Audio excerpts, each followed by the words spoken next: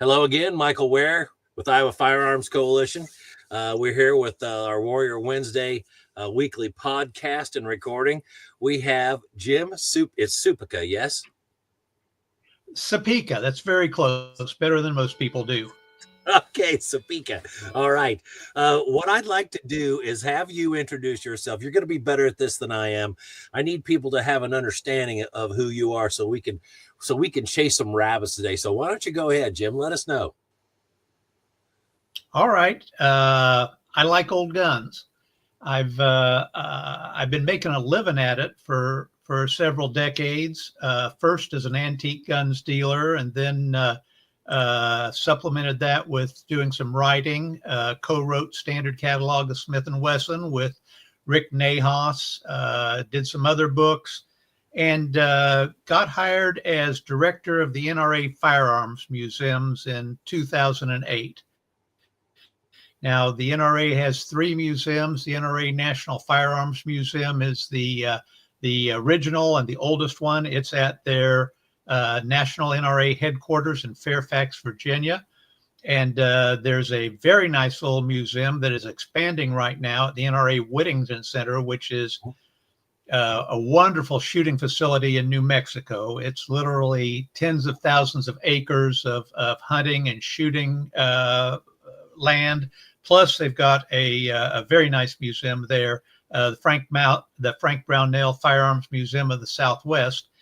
And then while I was running the NRA museums, we opened the newest one at the original, very first Bass Pro Shop in Springfield, Missouri. It's the NRA National Sporting Arms Museum. And since it opened, I believe 2012 is when we opened that, it has become the single most visited firearms facility in the U.S. It's a spectacular museum. They're all great museums. And they actually paid me to do that. I loved my job, worked there until 2020. And in 2020, I retired, announced it December 2019. And I thought I'd need something to do in retirement. So I overextended myself.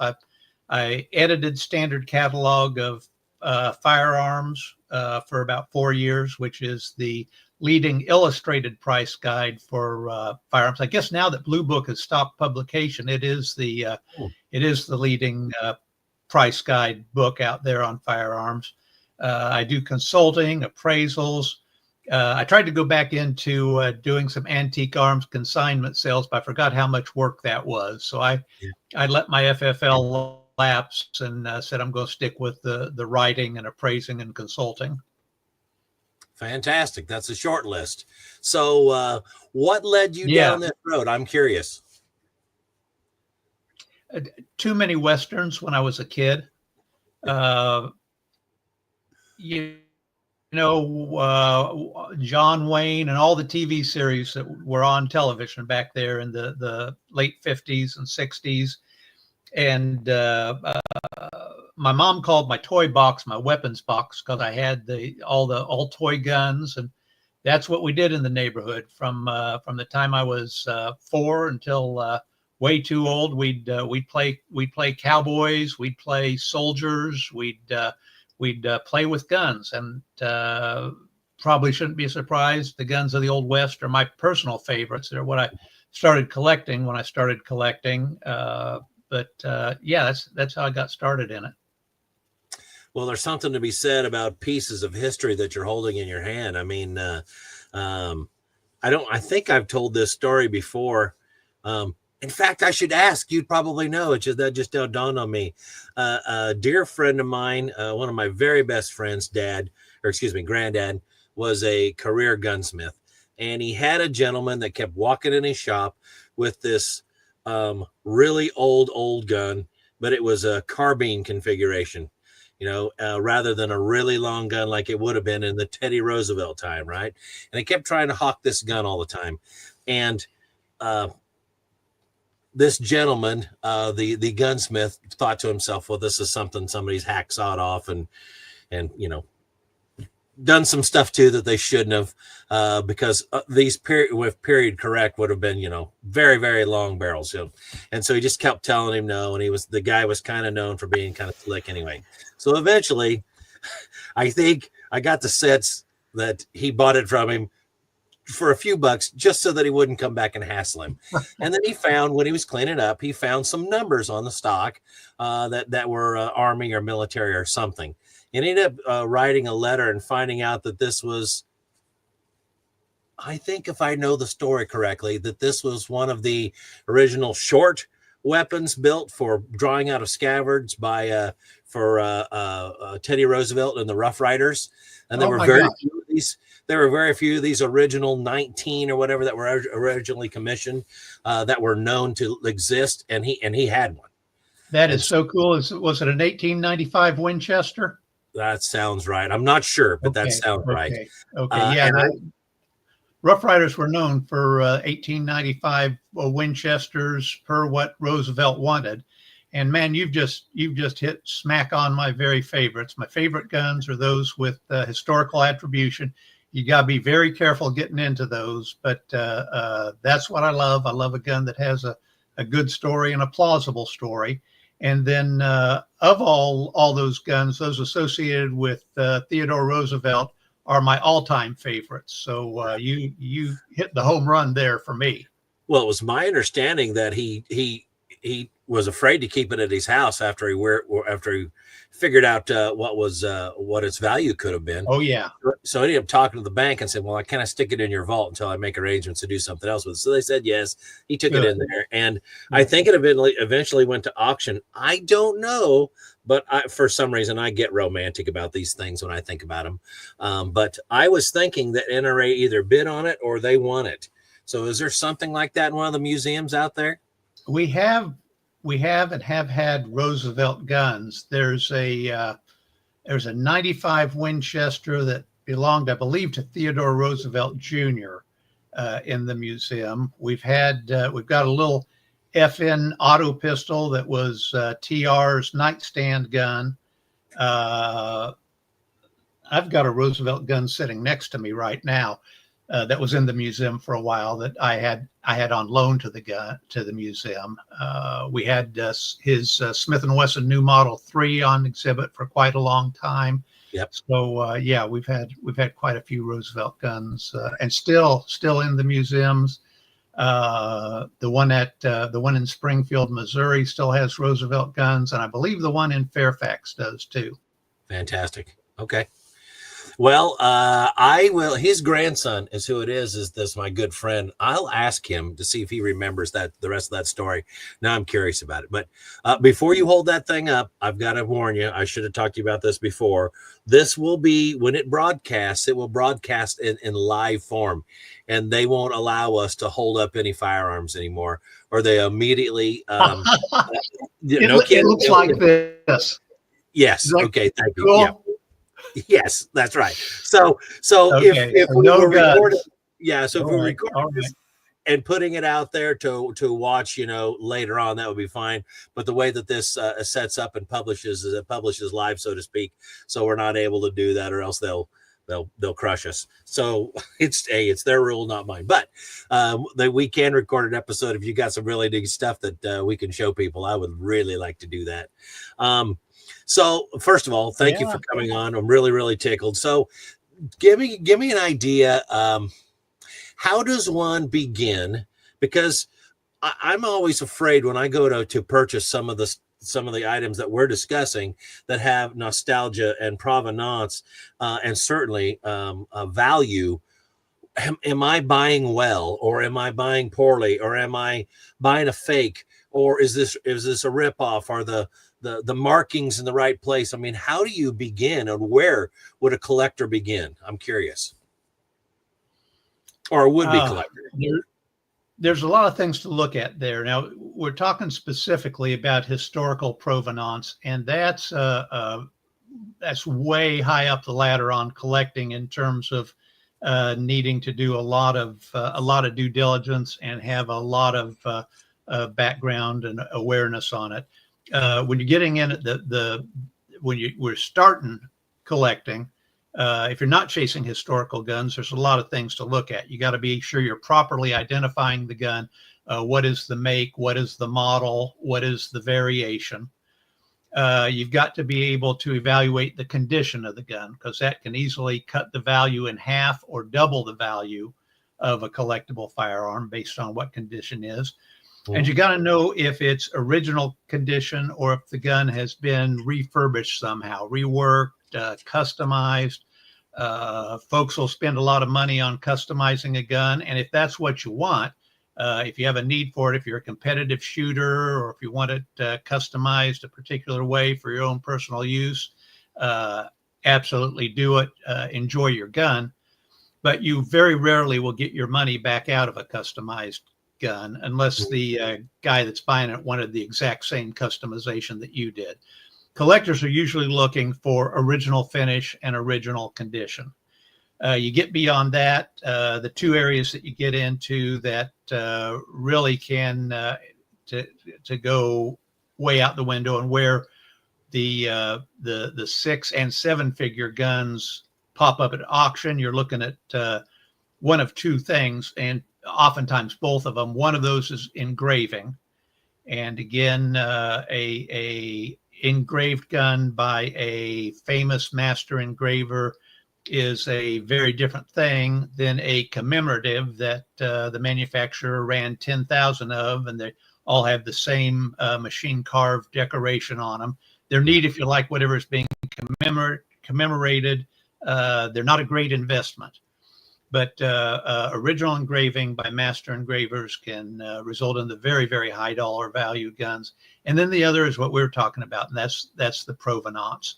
The story that comes with the gun. And probably one of the most repeated bits of advice in gun collecting is buy the gun, not the story. And that's pretty good advice when you're starting looking at guns that have historic attribution.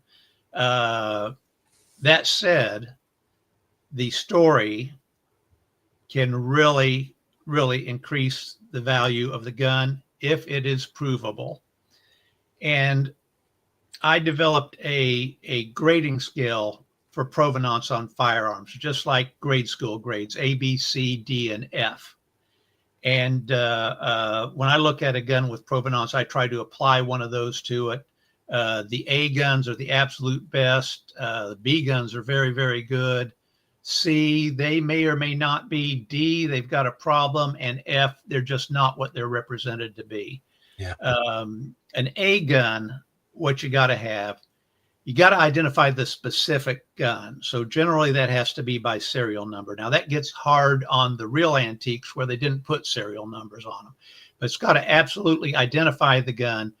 You want to have written documentation on that specific gun from a credible source. Now, usually that will be either the manufacturer's records. If Smith & Wesson says, yes, their factory records say we manufactured this gun for Colonel Theodore Roosevelt and it shipped to him in 1898, then yeah, that's good provenance where you've matched that serial number of that gun to the factory records. Occasionally, there will be court records of a gun listed by serial number. Now, the older guns, they didn't often list serial number in the court records. But again, that's an official existing document that can be very good provenance. You can approach A status if you've got really solid documentation from previous owners, preferably going back to the original owner. Now, oftentimes, the best you can do is the person who bought the gun or received the gun from the original owner. And most often it's, again, in the older guns, it's the second or third or fourth owner who started to document it. But when you look at that documentation, you want to look at the credibility of the person who's saying it. Is this person doing this, strictly to get a lot of money out of selling the gun, or does this go back a ways? Does it have credibility? It should be in writing. It's nice if it's notarized. You're evaluating not only the credibility of the story, but also the credibility of the person who's telling the story.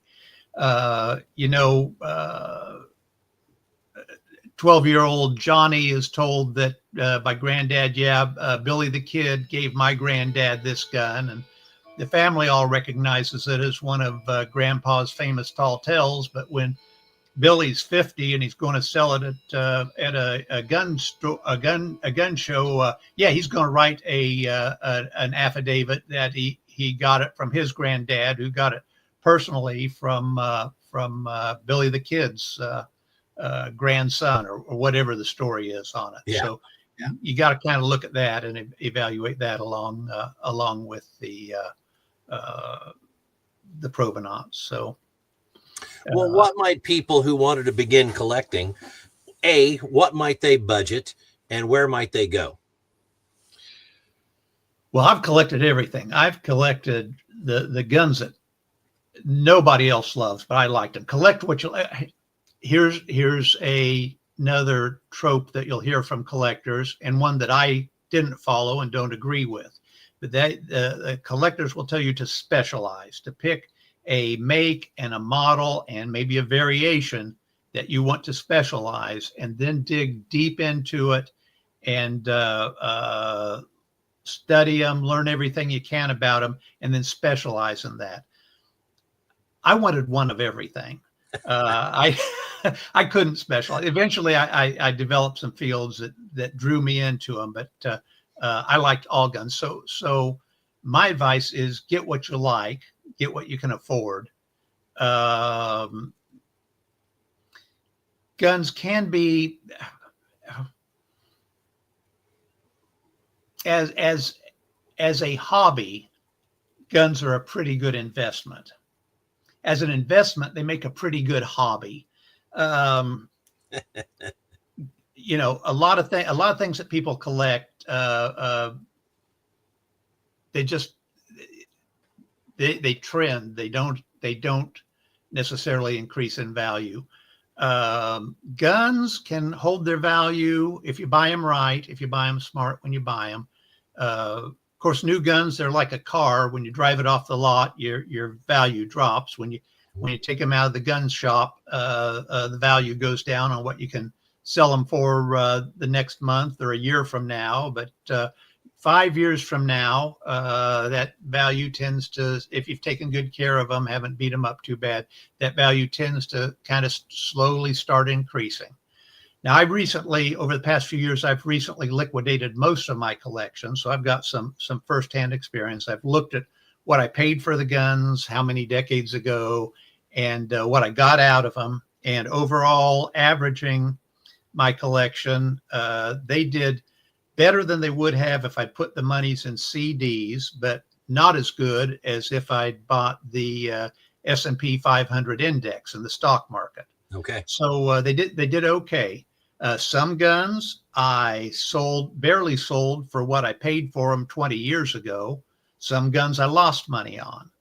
The unpopular guns that I bought, and these were little, I like hammerless revolvers. And so I had Ivor Johnsons and Harrington and Richardsons and these little turn of the century pocket revolvers, little 5-shot 32s and 38s. I think I'm the only person in the world who loves them, but a lot of those, I got less out of them than what I paid for them 20 years ago. Mm-hmm. And they weren't expensive guns. And that was part of the appeal to me at the time, is it was something that I could afford at a gun show. I could spend $50 on a gun when I couldn't go in and spend $5,000 on a gun. But they didn't do as well. Some of the guns that I really bit my lip on and took out a second mortgage to get, some of those did the very best. Yeah. But they were the ones that had the very solid provenance, or the I would say engraving too. I think engraving has faded a little bit in popularity. So the historically attributed guns, rarity is a big thing. If it's rarity that's in demand, if it's a Colt Patterson, if it's a Henry carbine, if it's a Winchester 66, if it's one of those, and it's especially if it's in superior condition and an early variation, that has tended to do well, and to hold their value. And it's hard to say if you're buying at auction at one of the nationally advertised auctions, and you can pay a lot and have it for a really, really high end gun and have it be hard to get your money back out of, at least anytime soon. And there are trends in collecting too. Antiques are fading a little bit. My era, the Old West, is fading, and I think that's kind of generational. When I started collecting, the really, sophisticated high-end collectors, they wanted the Kentucky long rifles, the flintlocks, Colt percussion revolvers. That was the big deal. But then as that generation aged out of it, they and their estates were selling their collections. My generation wanted the cowboy guns, the Schofields, the single action armies, the Winchester 73s, that type of thing. That was a big deal. That they did good for several decades, and now they aren't dropping, but they're kind of slowing off. And then military arms, World War I, World War II, and later military arms started coming along. And I think I think we're going post-military into the semi-automatic military arms now in terms of collecting. I think those are kind of the rising trend now. And of course, America's most popular gun is the AR, and those, you know what the market's like on those as well as anybody. They're great guns. I love them. I've got them. I like to shoot them. I don't know where that market will be in 50 years. Yeah. I have no idea either. I'm still trying to decide. It doesn't matter now. There's a couple of the opportunities I had have come and gone. Maybe there'll be more, but I didn't buy the 1860 Henry that I always wanted. And not that it's a particularly great firearm, but I did want to get my hands on one that was, I guess, what you would call average grade, something that I could actually go shoot a little bit without feeling guilty about it. I wasn't looking for one that was pristine, but I found a few that fit the bill. And ultimately, I did not buy either one of them that I had great opportunities on. I don't know whether I was cheap or what. My wife might say that. I don't know, but I haven't ever done that. Maybe someday. But if you're telling me those things might be coming down or slowing a little bit, maybe I'll have to rekindle a little bit of passion for that. I never did pick one up. I still would like to. Well, that's another thing I share with you. And again, this is contrary to what most collectors will tell you. Condition of a gun. I was never really into paying the very, very high dollar for a pristine firearm that had sat in a drawer for a century and a half. I'd rather have one that shows a little honest wear. I was always comfortable with that. But that's contrary to the advice you'll get from most collectors, especially the guns that are being collected now, the mid 20th century guns. I do a lot with Smith and Wessons, and you see a lot of those mid 20th century hand ejectors doing really well now, and some of the early Smith and Wesson semi-auto pistols. But on those, condition is huge. So if you're looking at an early 20th century, if you're looking at a triple lock, or if you're looking at a registered Magnum or something like that, that conditions, you ain't talking percentage increases in value. You're talking multipliers of value at that point. So, but again, my taste was always, hey, if it shows a little wear, that's neat. The iconic, the cornerstone models, the models that are pivotal in firearms evolution, like the Henry you're looking at, those always had an appeal to me too. Yeah. So, well, I had a gentleman in here the other day with, it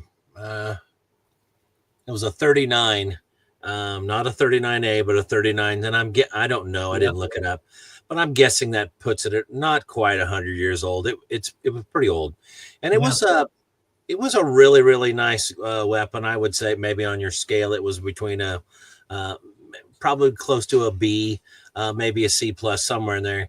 Anyway, the barrel was plugged. And Yeah. I don't know how many projectiles were stuck in there. I don't know. It was several. Anyway, he's like, well, get them out of there. And I said, well, okay, that's easier said than done. And I said, well, what do you want to do? He said, well, I was just thinking about having you reline the barrel. I'm like, I said, oh, golly, I can do that, but I don't want to. This isn't that kind of gun. And he's like, well, what do you have in mind? And I said, well, I'm guessing you gave between $4,000 and $5,000 for this, given the condition it's in. He said, yeah, about that. And I said, well, let me see if I can get the lead out. I'll make every effort at that. I said, I don't know. If I can't do it, fine. You're just out a little bit of extra labor, and I can reline it, because he wants to go take his grandkids out and shoot it and then hand it down, right? Okay. And I said, well, let me see what I can do. And I did eventually get the lead out. It was a long, exhausting process, and it's fine. And it ended up looking very good.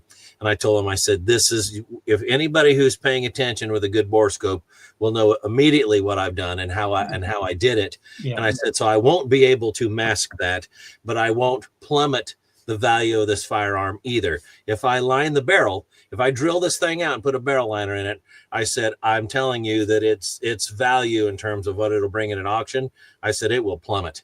I guarantee that it'll be worth squat. And he said, well, do what you can. And so we did, and it worked out fine. But I do understand that some people do want function. Yeah. And he certainly wanted to be able to go out and use this, because he was like, what good is it if I can't take my grandkids out and use it with them before I hand it to them? Yeah. And I understood what he was saying. I really do.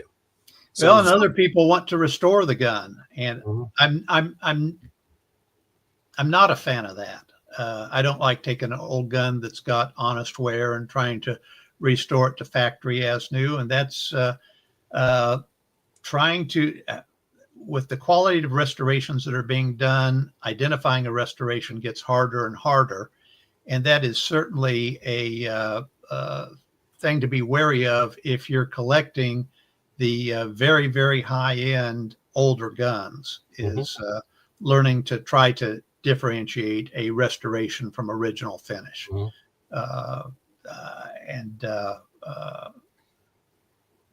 Again, I'm not a personal fan of it. I'd rather have a gun that showed a little honest wear. I understand. A lot of guys do like it. Oh, sure. We do a lot of restorations, but it's usually on stuff that's, and it's kind of interesting you put it like that now that I think of it.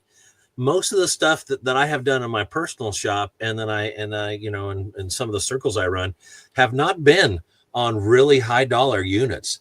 Most of them have been in something that was exceedingly personal to them. Yeah. Something that maybe they're, my granddad went down to, J.C. Penney, or he went in the Ben Franklin, or Coast to Coast Hardware, stores that don't even have a name anymore, and he took this out, and this was what he taught me to use. And then he gave it to me, and he said, I know this thing isn't worth $50 at an auction, but I want this thing restored so that it'll go another 70 years with my, grandkids and great grandkids. And we actually do more of that than the high end stuff, because those people are like, this has sentimental value to me.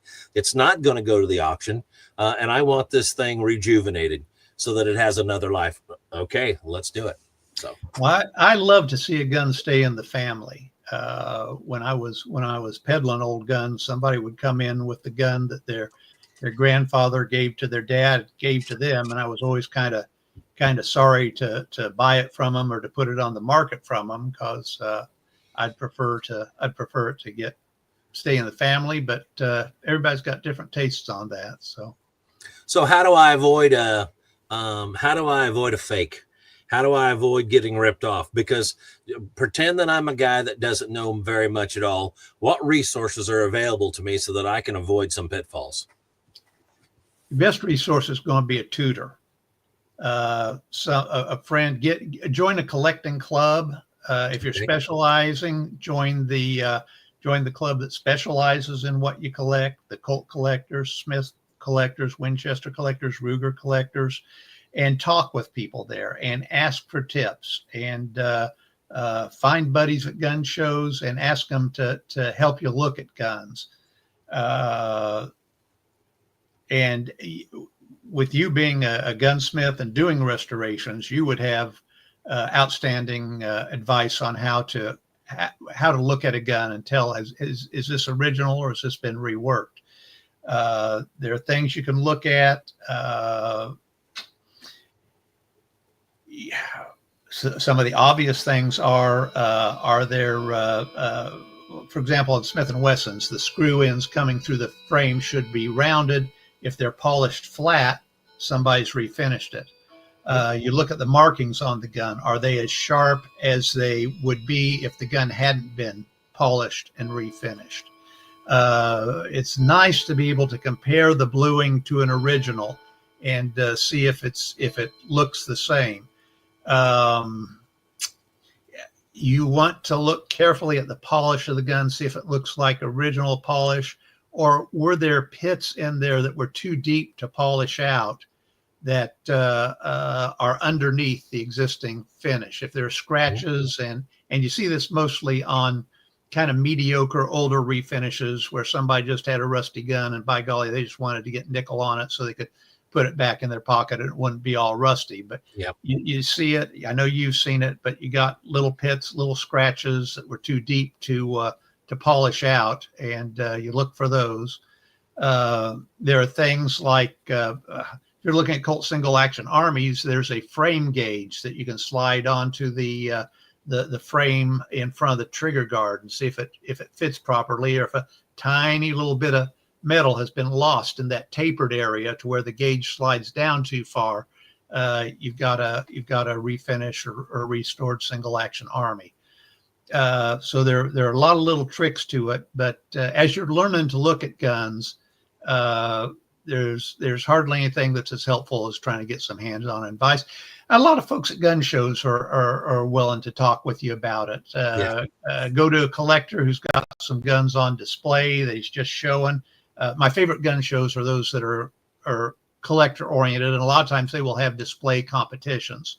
There aren't a lot of those around the country, but they're really great to go to. But talk with a collector about it and ask him. Most guys, if they're showing their guns, they love to talk about them, and they'll show you. Yeah, I'm probably the worst gun buyer in the Midwest because I almost never. And that's just because I'm not buying anymore. Well, some folks will come in and they'll say, well, here's what I've got. Do you buy? Well, yes, I do. And then they'll show it to you. And I get that feeling like, I think in a day or from now, 2 weeks from now, you'll have remorse over having done this. Yeah. And I try often to talk them out of it. I did that with a guy with a Luger that had the entire kit. It was an artillery Luger. It had everything that was matching with the exception of the serial magazine that would have gone along with it. That was not present. It had everything except that. And I mean, this thing was pristine. And I said, and I looked hard and I'm like, all the markings are here. The markings are correct. They're in the places they should be, all this kind of thing. And I told him, I said, I think that this is pretty valuable. I think this is a mistake. And he's like, well, I know you're a good guy. I'd like to have you have it as long as you promise not to sell it. I'm like, well, I think I can make that promise, but I don't know if I could do it definitively. And oh, by the way, I'm telling you, I don't want you to drive down the driveway of my shop and have a great deal of remorse and have that sick feeling like you just bought a crappy used car from a slick car salesman. I said, I don't want anything to do with that. Yeah. And he's like, no, he says, we're good. And so, I still have it. I love it. I take it out and look at it from time to time. But I do feel a little sickly because for him, because I knew that he probably shouldn't have gotten rid of it. And I told him, I think that this is a mistake. I don't want you to do it. Yeah. But sometimes there's those out there. So whether you're buying or selling, I mean, you've got to think about stuff like that. It's like you said, I kind of hate to see some of them go, and I'm not a hoarder in a traditional sense, but maybe for stuff like that, I could qualify. I don't know. Well, if it's of interest, I have checked. They don't make coffins big enough to take it all with you. So somebody else is going to own that at some point.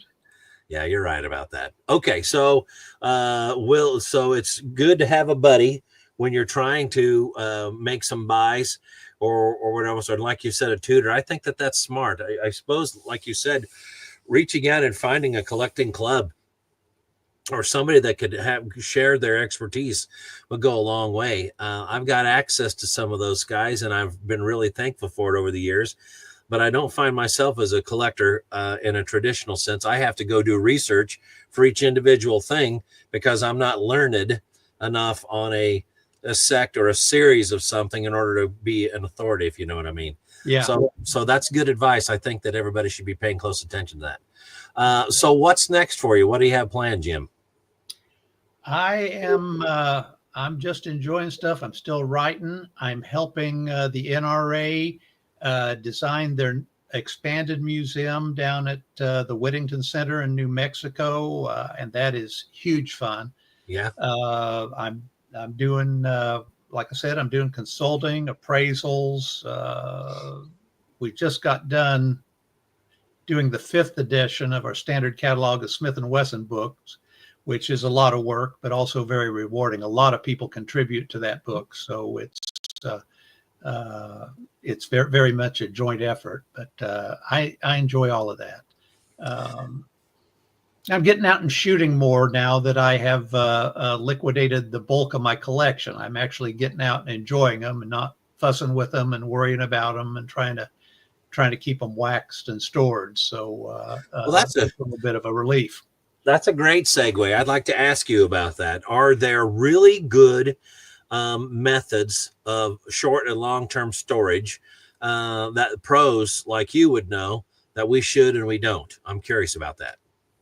On guns that are primarily collectible and historic guns, not shooters, you want to use microcrystal and wax.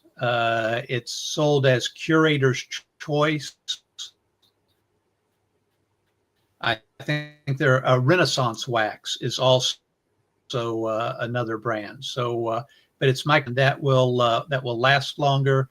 You don't have to worry about it damaging wood. You can use it on both wood and metal. Some of your gun oils and cleaning solvents and preservative solvents aren't as good for wood as they are for metal. But use the microcrystal and wax on the guns that are collectibles, not shooters. They don't hurt shooters, but it's a little different consideration. You want them stored at a constant, moderate temperature. Yeah, you do not want high or low humidity. The high humidity is an obvious problem with rust. Low humidity can shrink and crack your wood. So medium humidity. You don't want them exposed to sunlight. Sunlight can do a lot of damage to a number of finishes, wood and metal.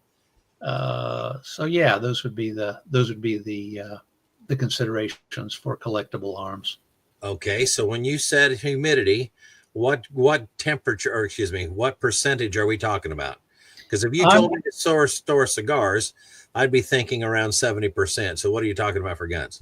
I get a little nervous over 50 and under 30. Okay. 60 is probably not the end of the world. 70, I'd be concerned. Well, in the case of a cigar humidor or something like that, there are certain items that you can mix with distilled water to provide a solution that will offer a pretty steady state within reason humidity. So how do you do that in a safe? You use dehumidifiers, and if you're in a very arid place, I guess you would use a humidifier. I've never been in a place where that was a problem, but I've used dehumidifiers in storage areas. Okay, all right. So you've never had to actually put in anything to raise humidity very often? No, I've never had to do that. And there are what seem to be fairly good humidity absorbers that you can put in gun safes. A lot of them are rechargeable. You can recharge them in an oven, and they seem to be pretty effective. I've used those in some places that have moderately high humidity, and I think with guns, the high humidity is more of a concern than the low humidity. But if you're in a very arid, very dry climate, you might consider storing the guns in a part of your house where you have a little bit of humidification. I think generally guns kind of like the same atmosphere most people do, you know, at moderate temperature, moderate humidity. So Okay. don't put them in your attic. Don't put them in your garage. Keep them in a part of the home where it's climate controlled, and control the humidity, especially the high humidity within the safe. Use one of those. Either there are electric those goldenrod plug-in dehumidifier rods that you can put in a safe, or use those packaged dehumidifying agents. Yeah. Okay. Let's see here. I don't know if this is a fair question to ask, but I'm just going to do it anyway. You've seemed to have been a pretty good sport so far, Jim. What was, now these are two different questions. I'll ask them both, but I'm looking for two different answers. So what was the most valuable small arm that you ever personally handled? And what was your favorite that you ever handled? My favorite, they're very close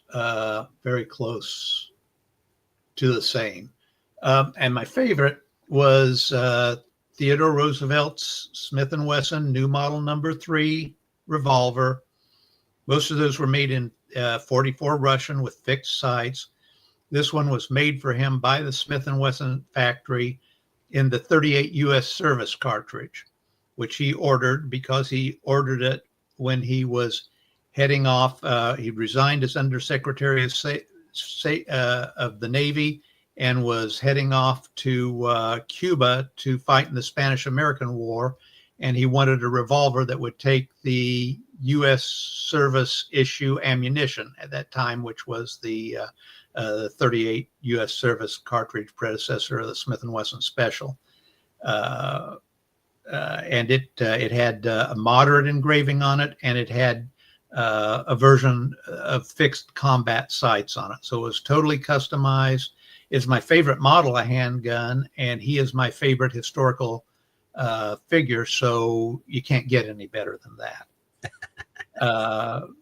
Now, working in the NRA Museum, I have handled guns that are $1 million plus guns. At the NRA National Firearms Museum at NRA headquarters in Fairfax, Virginia.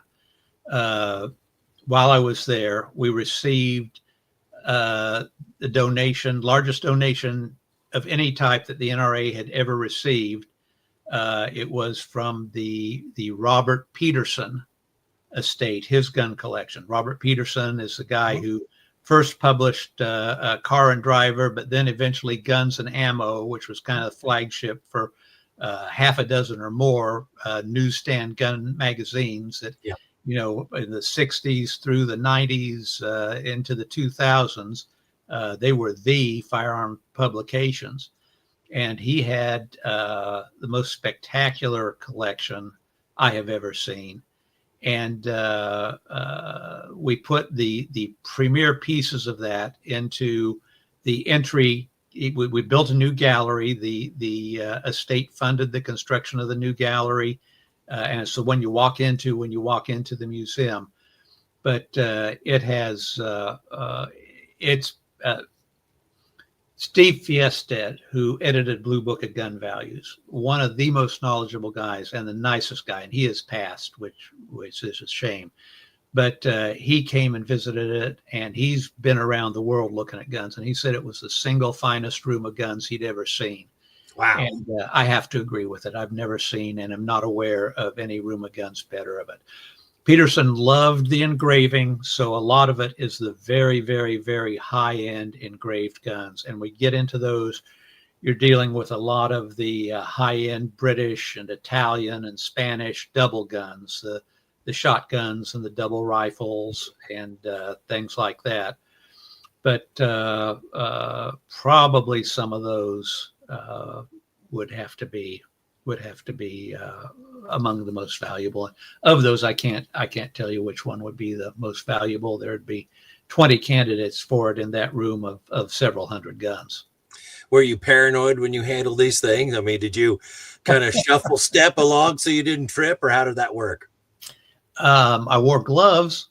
Tell you Yeah. that. We handled them with care and respect. But yeah, it was great to get to hold them. And again, the historically attributed guns, those getting to hold those, and I anyway can feel a connection to the history of a gun that had we've through the NRA Museum. Gosh, I don't even know where to start. We've got shotgun from Napoleon Bonaparte. We've got a wheel lock that came over on the Mayflower.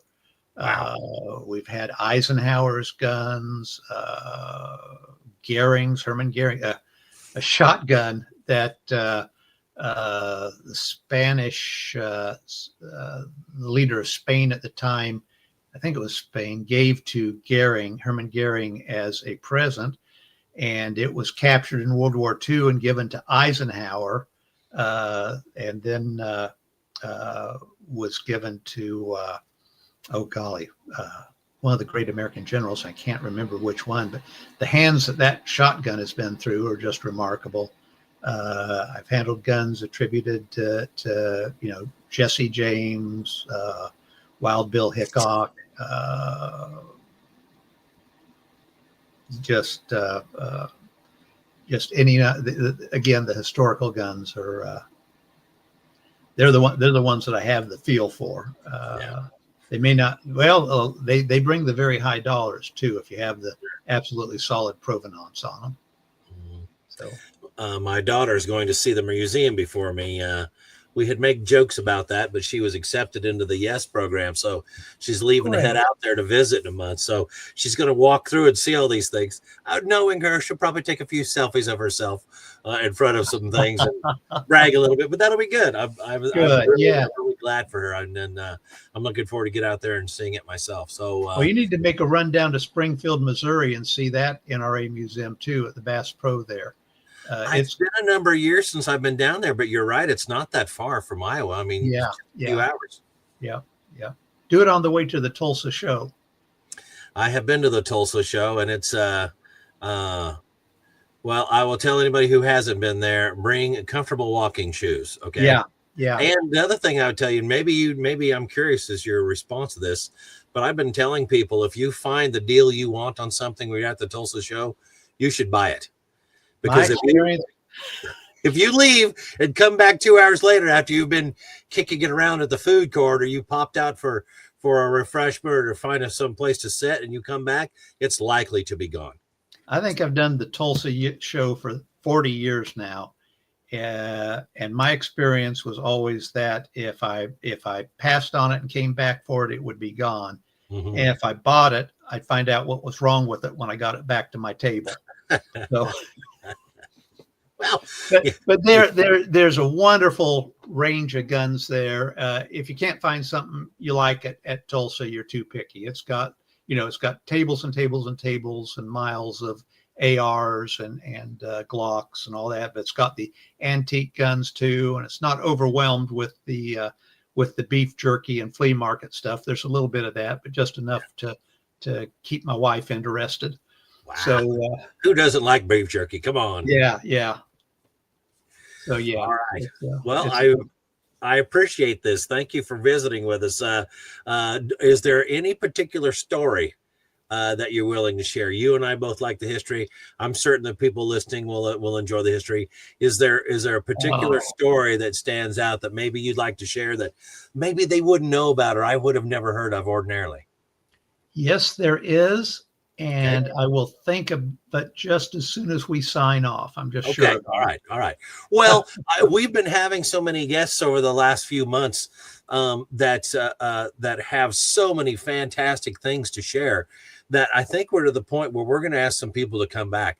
We had a Lieutenant Colonel Dave Lutz on a short while ago, and we essentially got through his introduction and to talk about a few things that made up the course of some of the things that he did in his time with the military and out. That when we got done, I said, you're going to have to come back so that we can arrange a whole bunch of questions from people who are asking about it. So would you be willing to do that, Jim? If I got a list of questions from the people who are watching this, could I, put them together to see if you want to come on again and tackle a few of them? Absolutely. And I thought of a story for you if you have 2 minutes for it. Yeah, go. I want to hear it. We were talking about grading condition of guns, and I talked about a grading scale for historical accuracy, the A through F. But there are grading scales for condition of firearms too. There's the most widely used is probably the NRA condition definitions. There's one scale for modern, and there's another for antique guns, and they are as new, excellent, very good, fair, poor. And there are specific definitions for those. Another very good way of grading guns is the percentage of original finish remaining. And that seems much more scientific than something like excellent, very good, good, fair, poor. And so it has caught on very good. And Blue Book of Gun Values, which is an outstanding guide, unfortunately stopped publishing it annually a couple years ago, but the last one they did is still pretty good.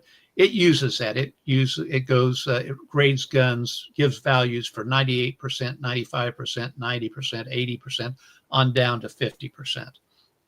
And when I was just getting started collecting, I went to a meeting, a collectors meeting of some really high-end collectors. And I was the new kid. I just sat and kept my mouth shut and tried to learn. I brought my favorite gun with me. It was an antique. It was a Colt 1851 Navy. And I brought it with me to dinner to show people. And we're sitting at a table with 8 people. And I pulled it out. I was interested in this very scientific way of grading guns. I said, I'm really proud of this Colt. Would you all look at it and tell me what percent of original finish you think is in here? And sitting at that table were Steve Fiested, the guy who wrote Blue Book of Gun Values and updated it every year, and R.L. Wilson, Larry Wilson, who wrote the Book of Colt Firearms and for 40 years was Mr. Colt. He was the expert in Colt firearms, handled all the highest end Colts in the country. And they passed it around the table, and everybody wrote down their percentage, and then they laid them out on the table. And this scientific percentage system with these 8 experts at the table, I got ratings from 90% to 40%. Ooh. And Steve Fiested and Larry Wilson had the high and low of that range. So maybe that percent of original finish is not quite as scientific as I would want to hope it is. Golly. Man, I tell you what do you say to something like that? So I guess, well, ultimately, I guess it's what the market will bear. Yeah. To some degree. Now, unfortunately, we don't know that. And sometimes, like you said, sometimes there's these guys that really they can't even agree at all where they're at. I had a good friend of mine bring in a box of, oh golly, I'm going to butcher this now. Colt sales sample. Does that sound right? They were handguns. They were very small. They were semi-autos. And they had been exported to London. Back in the day, these were carried around, and there were 4 of them. I think a couple of 32s, and I don't know what the other ones were, or the other 2 were. There, I lost you there. There you are. I got you back. Sorry about that. I said they were sales samples. There were a couple of 32s and a couple of something else, and there were 4 of them in a little leather handmade case, purpose-built case, and it said right on it, sales sample. Yeah. And I'm told that these guys would literally, they would go door to door selling these, or they would go business to business selling these. And then if you wanted one, everybody got to handle these firearms. If you wanted one, then you would buy it and they would drop ship it to you. But these 4 stayed together in this little case, this little sample case, carry case, I guess you'd call it, for lack of a better way, of just a briefcase, right? And they traveled all around. And so this is all one piece. These 4 items have made their way back to the United States. In this case, this guy's got it. And he took it to all these Colt folks and said, I know that this is valuable. Give me an idea what it is. And none of them could agree. They said, This is rare. We have no idea. We're not sure what we should do with this. Whether this is, a $5,000 set or whether it's a $45,000 set. We tend to think that it's worth a lot, but we've never seen one quite like this before. We've heard of them. So sometimes you've got a question mark. I'd say would tell you it's rare. It sounds to me like your luck is eerily similar to mine in that we probably don't buy a lot of lottery tickets.